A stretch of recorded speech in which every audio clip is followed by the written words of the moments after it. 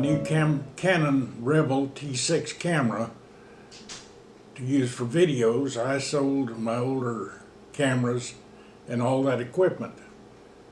Then when I had to order a special SD card to get the Rebel to work properly, I was left without anything to shoot videos. So I dug back into some of my old cameras I'd acquired over the years, and I found one that turned out to be a whole lot better camera than I ever expected it would be. So I'm going to tell you about it now. It's a Canon PowerShot A620. I figured it was going to just be another cheap camera, but it really turned out to be a superior little camera. PowerShot is sort of an advertising word like point and shoot or something like that. But the big difference in these small cameras like this from Canon is the number of it. This one is an A620. They have all kinds, but what makes it such a standout, it has a very, very good lens. It has a full set of selections here on both still and video.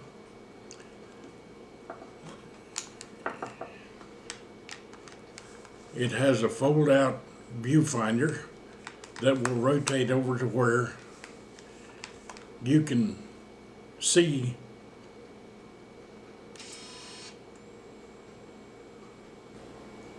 this viewfinder will rotate over here at the side to where you can see what you're shooting from in front of the camera. That works great if you're doing selfies or a stand-up or something like that and you need to know what it looks like from the camera end.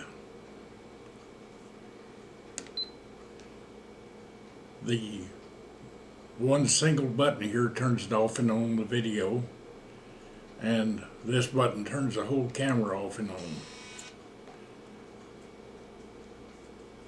Another thing that I like about it is the viewfinder closes up and is protected. If you drop it or something like that, you don't break the viewfinder. It has the normal selection of settings here and all of that. And another thing that makes it such a good travel camera is it uses 3 AAA batteries. You don't have to carry a battery charger or buy expensive batteries or anything like that. You can walk in any drugstore or grocery store or service station or anything else and find AAA batteries. It's ergonomic and it makes it really easy to hold. It has this handhold here and you can hold it without shaking it or anything like that. And it's a very easy camera to hold that way.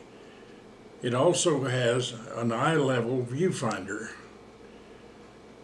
if you don't want to use the screen. The flash is right here. It's an automatic flash. This is a test shot with the Rebel just to get an idea of the quality of and the color of the picture.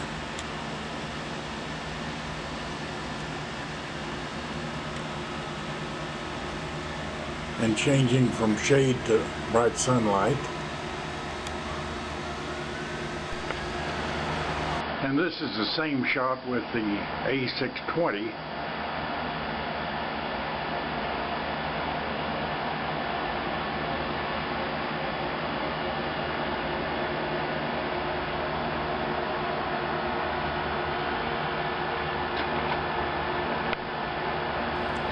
Well, you can compare the test shots that I did with both the Rebel and this, very similar, to see the quality of the color and the resolution and everything like that.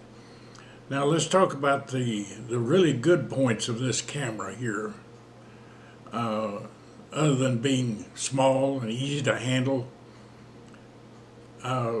you can buy them for anywhere from $20 to $50 on eBay. I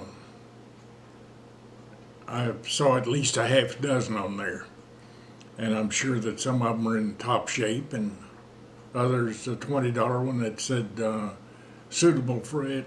It loads up, but suitable for parts. So that should tell you whether you should buy that or not.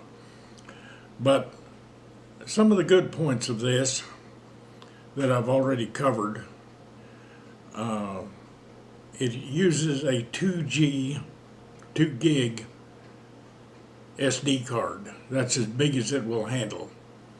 Now, to some people that they would consider that to be a detriment. But the thing about it, you can buy 5 of those for $20. And whenever you get one full or a video on one of them, you can just simply pull it out, set it aside, put another fresh card in there, and keep everything in its own separate place. One of the other good points is ease in downloading it to your computer. You just simply plug a USB cable in here, move this switch over to here, it's ready to download. Or you can pull the card out, put it in a card reader, and put it in your computer.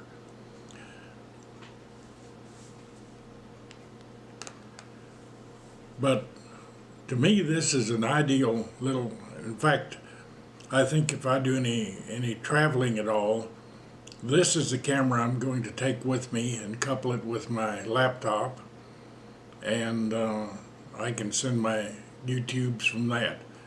But you might look at this if you need one, and it's especially a cheap way to get into YouTube photography in a quality way. Most any other camera in that price range is the plastic throwaway type, and not much to consider.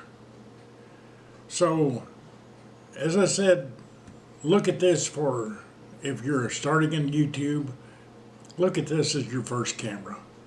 It always makes a good backup.